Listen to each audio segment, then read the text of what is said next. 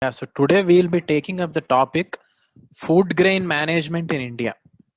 There's an article in today's newspaper in page number 11 of Hindu which says, despite lockdown, wheat procurement on target. Right? So it says that wheat harvest this time is more than last year's harvest. It is around 1071 lakh tons, and one third of this wheat produce is procured by Food Corporation of India. So in this context, we'll try to see actually what is the process of food grain management in India. Which organization procures food grains, which organization stores, and how do government gets food grains to distribute them to the ration shops. How come government is giving food grains in the ration shops at a very less price, less than the market price? What is MSP? All these topics we'll try to see in a comprehensive way. So before we start to discuss about food grain management, we need to know about an organization which was in newspaper today. It is in news since 2 weeks. It is Food Corporation of India, FCI, right? Food Corporation of India. So this Food Corporation of India is a statutory body set up in 1965. It is a statutory body set up in 1965. And this Food Corporation of India basically procures these food grains from the farmers. This is the main objective of this organization, and it works under Ministry of Consumer Affairs, right? It works under the Ministry of Consumer Affairs. So this Food Corporation of India is a statutory body that works under Consumer Affairs. So these details we have to know about FCI with respect to prelims. Now, there is an important term which we have to know. Now, why do government need to do food grain management? Why government has to give food grains through ration shops? Why government has to buy some food grains from the farmers? There are markets, right? The farmers can directly go and sell their crop in the APMC mandis, and from there the market takes care. But government also procures some food grains. Why does government do this? In order to ensure food security. This is an important term, food security.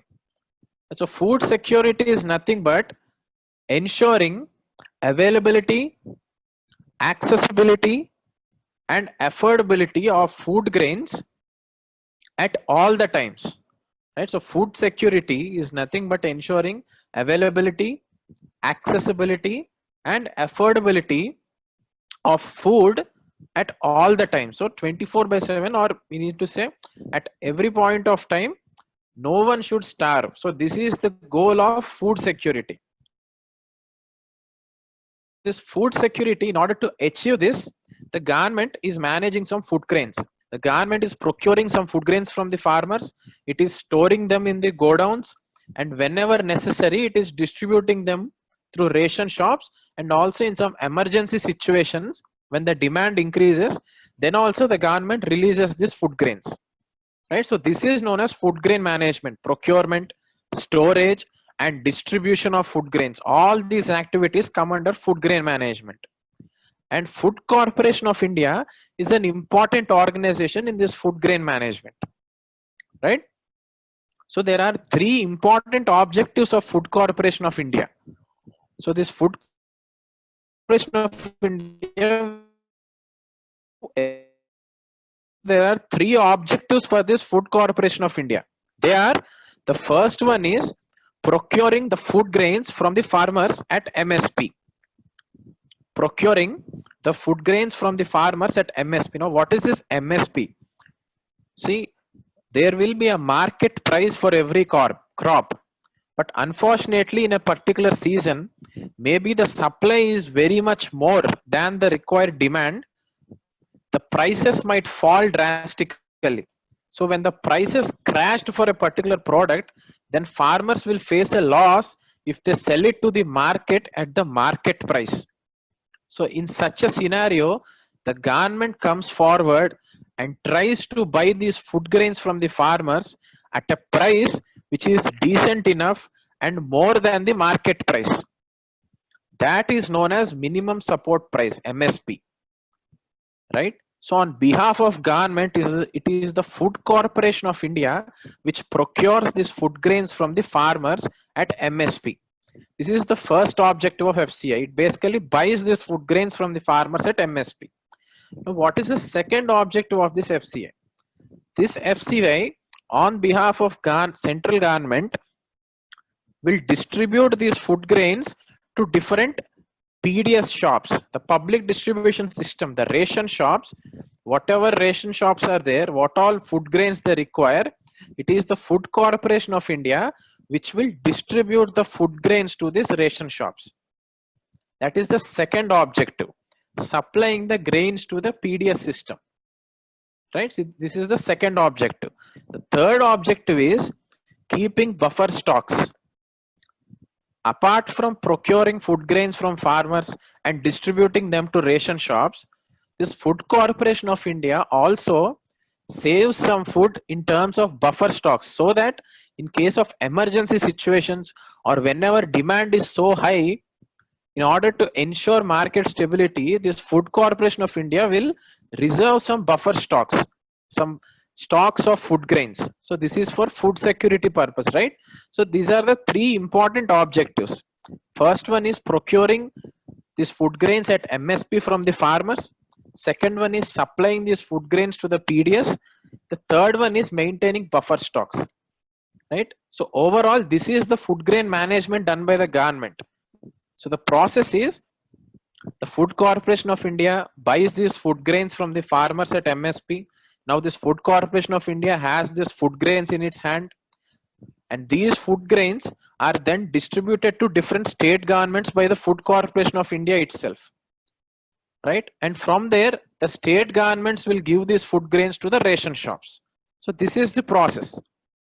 So in this way, we are on one side helping the farmers by giving them some good price, that is MSP. On the other hand, we are ensuring that no one starves.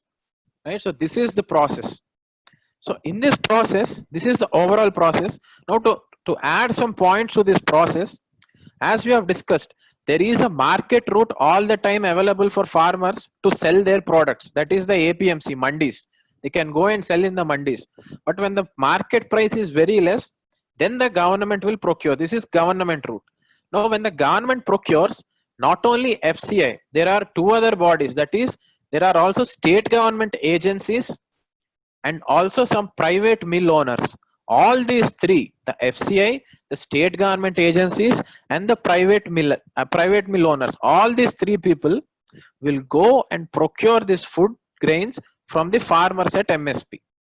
Now they will do this from different states. If we see today's newspaper, it says that states like Punjab, Haryana, UP and even Madhya Pradesh, now they are selling these food grains to the Food Corporation of India. So in this way, Food Corporation of India will procure the food grains from all the states, and then it keeps a storage of all these food grains, and then depending on the demand from the states, it will sell these food grains to the state government. It will sell these food grains to the state government. And then the state government will give these food grains at subsidized prices through the ration shops to the people, right? So this is the overall picture. Now we need to know an important term, that is central issue price. We have discussed MSP, that is minimum support price. Now there is another term called central issue price. Now what is MSP? MSP is the price at which Food Corporation of India will buy the food grains from the farmers. Now what is the central issue price? Central issue price is the price at which Food Corporation of India will sell these food grains to the state governments, right? So central issue price is the price at which this Food Corporation of India will sell these food grains to the state poorer sections through the ration shops.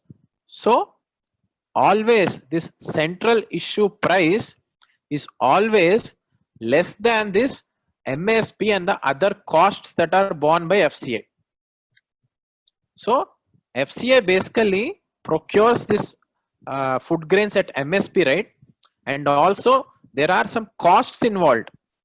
The transportation cost, the laborers cost to take the food grains from the states, all these costs involved, overall this is known as economic cost. So the economic cost for FCI includes the cost or the cost at which it procures food grains from farmers, that is the MSP, and the transportation cost, the laborers cost. All this cost included is the economic cost for the FCI. Now this economic cost is more than the price at which it is selling to the state governments, that is the central issue price. So the FCI is basically selling these food grains to the state government at a price which is less than the cost at which it bought these food grains, right? So FCI will be making a loss. This loss is reimbursed by the central government. So the gap between this economic cost and central issue price, this money is given by the central government. This is called as subsidy, right? So the formula wise, if we see, subsidy equals to economic cost minus central issue price. The economic cost, the overall economic cost which FCI takes in procuring these food grains minus the central issue price, the price at which it sells to the state governments. This is the subsidy, right? We need to be thorough with this formula because this was already a prelims question. Subsidy is economic cost minus central issue price. So now we have the overall picture of food grain management in India. But then now we have to analyze this with respect to mains. There are some challenges in this food grain management. What are these problems and challenges? We have to see them. So the first challenge is excess of buffer stocks. The Food Corporation of India, as we know, it basically stores these food grains as buffer stocks, excess reserves. Excess of stocks are being stored more than what is required, right? So this is the first challenge. Because of this, so much food is going waste. The first challenge is excess of buffer stocks being maintained by FCI. The second challenge is lack of proper storage facility.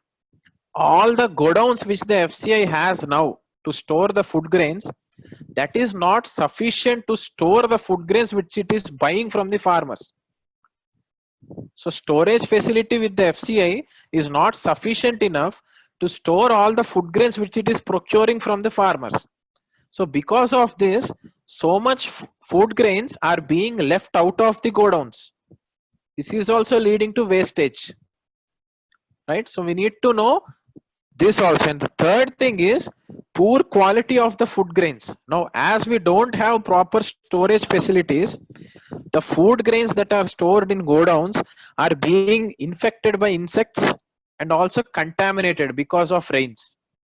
So the quality of the food grains is also deteriorating. This is also a challenge in our food grain management.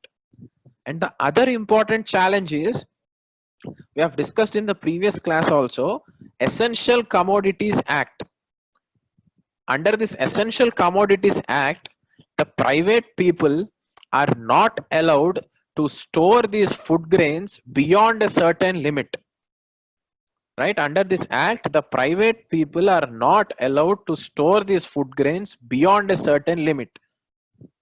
This is being counterproductive. Now the entire burden of storing these huge food grains is on the government only. As the private people are not allowed to store these, as the private people are not allowed to make storage facilities for these, the entire burden of maintaining this storage is on the central government and the state governments. Now because of fund crisis, they are not able to maintain the quality in the food grain management. So this is another challenge. And another important challenge is corruption involved. There is a lot of corruption involved in this PDS system. Like for example, there was a committee appointed which is known as Shanta Kumar Committee. This Shanta Kumar Committee says that around 40 to 60% of the food grains in the PDS system, that is the public distribution system, 40 to 60% of the food grains are black marketed. That means they are being sidelined from these godowns and are being used or sold for other purposes rather than distributing them to the ration shops. So corruption is also involved in this FCI storage godowns, in this PDS system. So these are all some challenges in the food grain management. Another important challenge is skewness in procurement. Now, this skewness in procurement means the FCI is willing or coming forward or interested in procuring only some type of food grains. Rice and wheat are majorly and mostly the food grains which FCI buys. FCI in some sense is ignoring or neglecting the pulses and other important cereals. It is mostly focusing on food grains like wheat and rice, right? So because of this, we are having this wheat and rice in so much surplus quantity, but on the other hand, we are importing oil seeds. So to achieve full food security, in a complete sense, procurement should be uniform. But the major challenge is procurement is skewed. Right? So these are some of the challenges: excess buffer stocks, lack of inadequate storage, poor quality of the food grains, the Essential Commodities Act, and corruption in the PDS system, and skewness in procurement. Overemphasis on wheat and rice procurement. So these are some of the challenges in the food grain management system of India. Now, what are some of the things which need to be done? What is the way forward?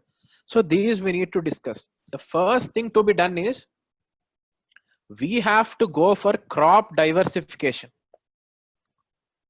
Now, what is this crop diversification? That means we have to encourage the farmers to shift their crops from paddy and wheat to other important crops, other commercial crops, other crops like millets, pulses, oil seeds, and other commercial crops. We have to encourage farmers to shift their crop from paddy to the other crops. Why? Now, how is this useful? The main issue here is government is being forced to procure more and more wheat and rice because government is giving good MSP price for this rice and wheat. Now, as the government is promising good MSP for rice and wheat, all the farmers are interested in growing only rice and wheat. Now, as all the farmers are interested in growing rice and wheat, obviously supply is so much in the market that the prices will come down. Now, as the prices came down, the government is again forced to give MSP for rice and wheat. So this is like a cycle. So we need to bring farmers out of this cycle. We need to create awareness among farmers that there are equally important and commercial crops other than paddy and wheat. So we need to go for crop diversification. Only when farmers grow all kind of crops, then this problem of market prices falling won't be there, right? And also procurement or the food grain management will also be uniform, not only rice and wheat, but we'll be able to have good storage of these pulses, oil seeds, millets, and everything, right? So crop diversification is the first thing which needs to be done. The second thing is, another innovative thing is, rather than going for MSP, we have to go for price deficiency system. Now, what is this price deficiency system? Now, the MSP logic is, as we know, we will be basically buying the crop from the farmer and giving him the price. Now, rather than buying the crop from the farmer and giving him the price, what we will be doing is we will basically announce an MSP and we will let the farmers sell their produce in the markets itself, and we'll just pay the difference between MSP and the market price to the farmers, right? So rather than buying the crop from the farmer and giving him MSP, we'll directly give the gap or the price gap between the market price and the MSP. So in this way, government will have less burden on it. The storage cost, the transportation cost, all this burden can be reduced on the government, right?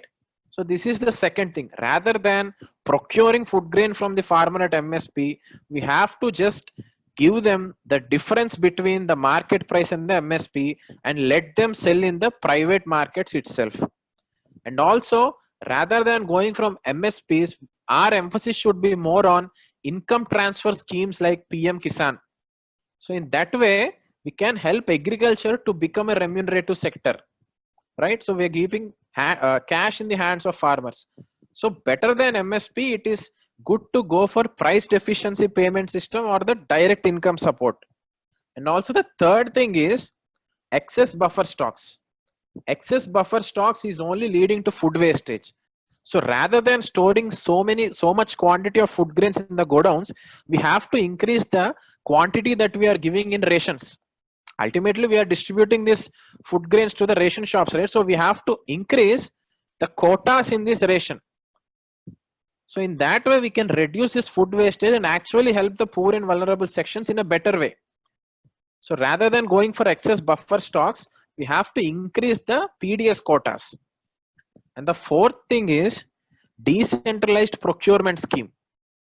Rather than the FCI procuring the food grains from all the states and then storing it, and again the FCI is distributing it. So there is a lot of labor cost, transportation cost, time delays. All these costs are being borne by the FCI itself. Now, rather than doing like this, we have to go for decentralized procurement. That means instead of FCI procuring all this, state governments will procure directly from the farmers.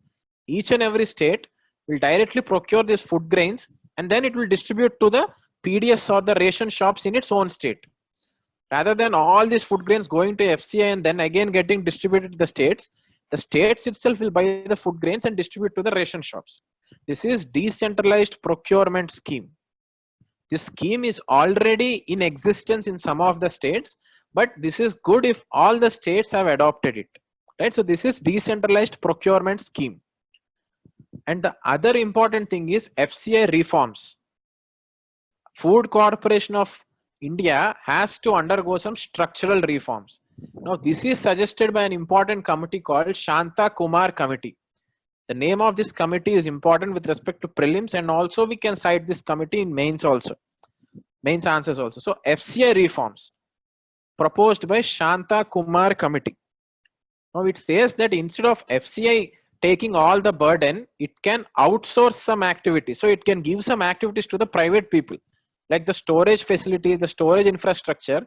Rather than FCI taking the burden, it can give these activities to the private people. In that way, we can welcome the technologies of the private people, investment of the private people, and also burden on FCI will decrease. And the second thing is FCI should procure equally from all the regions and also equally all the crops. Rather than going for skewness in procurement, FCI should have balanced procurement. That is the second suggestion which it gives. And the third suggestion which it gives is buffer stocks should be optimum. Buffer stocks should be maintained by estimating how much the food security status of the country is, rather than storing more and more food grains, which is only leading to wastage. And so these are some of the FCI reforms. You can get them in the internet material also, more about these reforms. But broadly, we have to know that Shanta Kumar Committee has given these FCI reforms, which are important to improve the food grain management in India. So these are some of the way forwards: crop diversification, price deficiency payment system, direct income transfer, and reducing the buffer stocks, and going for decentralized procurement system and FCI reforms. Right? So these are some of the way forwards. So this, in a nutshell, is a comprehensive analysis about food grain management in India.